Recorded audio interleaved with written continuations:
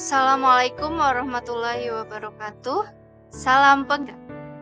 Perkenalkan, saya Intan Agustina, calon guru penggerak angkatan 9. Di sini saya akan menjelaskan mengenai diagram trapesium usia. Saat ini saya berusia 29 tahun dan saya pernah mengalami pengalaman positif dan negatif di usia saya pada saat 14 tahun di kelas 2. Pada saat saya berusia 14 tahun, ketika saya duduk di bangku kelas 2 SMP, saya mengalami peristiwa positif. Itu pada saat itu saya sering mengikuti kegiatan tari, baik di sekolah maupun di luar sekolah. Saat itu saya sedang mempersiapkan perlombaan antar SMP di tingkat kabupaten. Pada saat itu juga saya mengalami peristiwa negatif. Yaitu saat itu, kepala sekolah saya hanya melihat nilai kognitif saya saja. Dan terlontar perkataan bahwa cuma ketika saya memiliki bakat, saya mengikuti perlombaan tari, namun nilai saya di kelas tidak baik.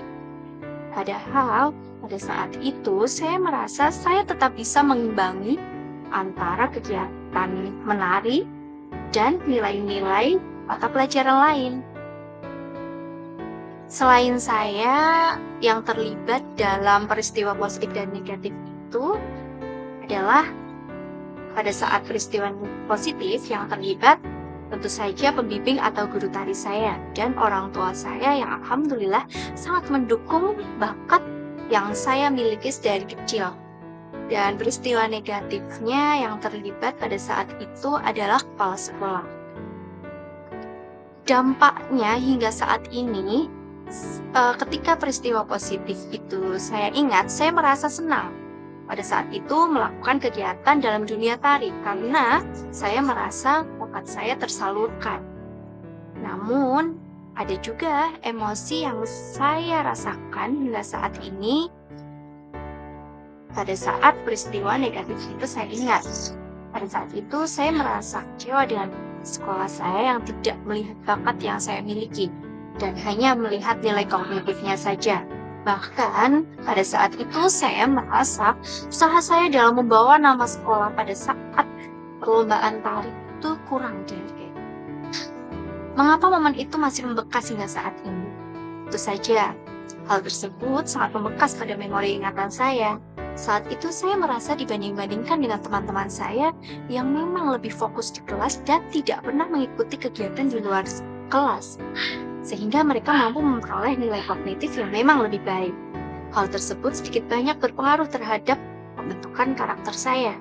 Sejak saat itu saya mudah tidak percaya diri karena menganggap bahwa bakat yang saya miliki ternyata tidak mendapat dukungan dari beberapa. Pelajaran hidup apa saja yang saya peroleh? Di sini saya mempelajari bahwa emosi positif dan negatif berdampak dalam perkembangan karakter seseorang dan akan sangat membekas dalam memori ingatannya. Saat ini sebagai pendidik, saya berusaha untuk memberikan pengalaman-pengalaman positif terhadap peserta didik saya agar karakter mereka berkembang dengan baik. Sangat penting bagi pendidik untuk memahami emosi dasar pada manusia. Dengan memahami emosi pada peserta didik, maka seorang pendidik dapat memberikan tindakan yang tepat terhadap permasalahan peserta didik. Bagaimana saya menuliskan nilai-nilai yang saya yakini sebagai seorang guru dalam satu atau dua kata atau kalimat dengan menggunakan kata guru, murid, belajar, makna, dan peran?